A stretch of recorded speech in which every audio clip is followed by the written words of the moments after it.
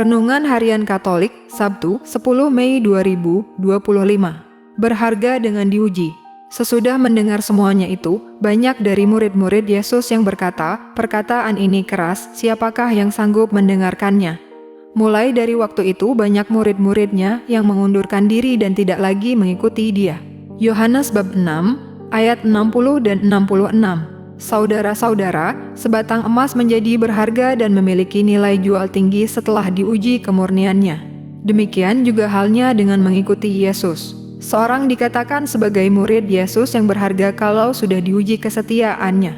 Dalam Injil hari ini, Yesus menguji orang-orang yang telah mengikutinya.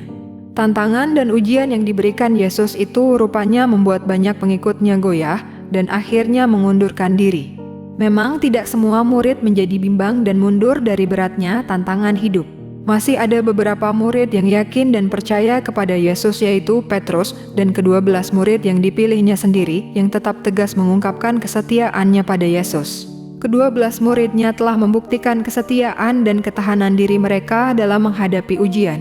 Petrus dan para murid lainnya percaya bahwa Yesus sungguh-sungguh berasal dari Allah dan akan menyelamatkan. Tantangan dan ujian Yesus untuk makan daging dan minum darahnya merupakan satu-satunya jalan menuju keselamatan.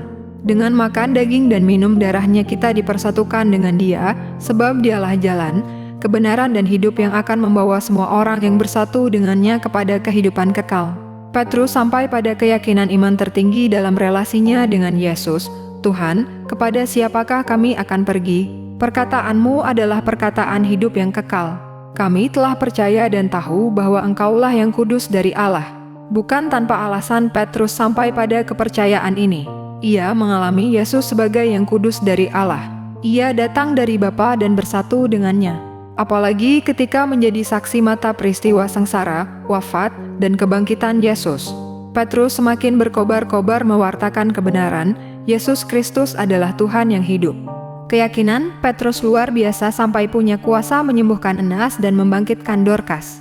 Totalitas iman ini didasari oleh cinta Petrus yang lulus uji. Yesus bertanya sampai 3 kali, "Simon, anak Yohanes, apakah engkau mengasihi aku lebih dari semua ini?" Dan ia menjawab, "Benar Tuhan, Engkau tahu betapa aku mengasihi Engkau." Cinta menguasai Petrus sehingga ia boleh menghadirkan kuasa Allah dalam sabda dan perbuatannya.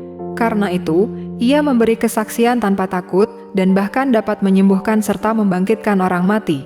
Pengalaman iman Petrus memberi kita inspirasi untuk berkata, "Tuhan, aku telah percaya dan tahu Engkaulah anak Allah, yang tidak akan meninggalkanku berjuang sendirian.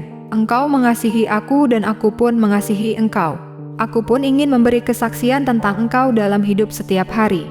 Iman merupakan suatu sumber yang dibutuhkan oleh setiap manusia. Tanpa iman, keberanian untuk melangkah akan menjadi buntu dan tak tentu arah. Kegoncangan iman dapat datang dari luar atau dari diri sendiri. Tetapi lebih banyak dari dalam diri sendiri, karena kurang yakin dan percaya. Seringkali seseorang menjadi percaya hanya kalau itu dapat ia lihat, dapat dibuktikan secara lahiriah.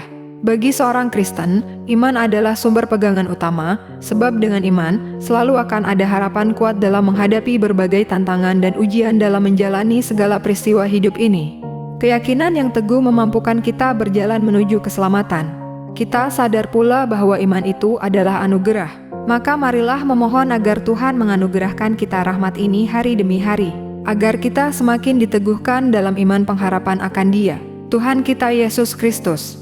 Tuhan, buatlah kami percaya dan tahu betapa Engkau mengasihi kami dan kami pun semakin mengasihi Engkau.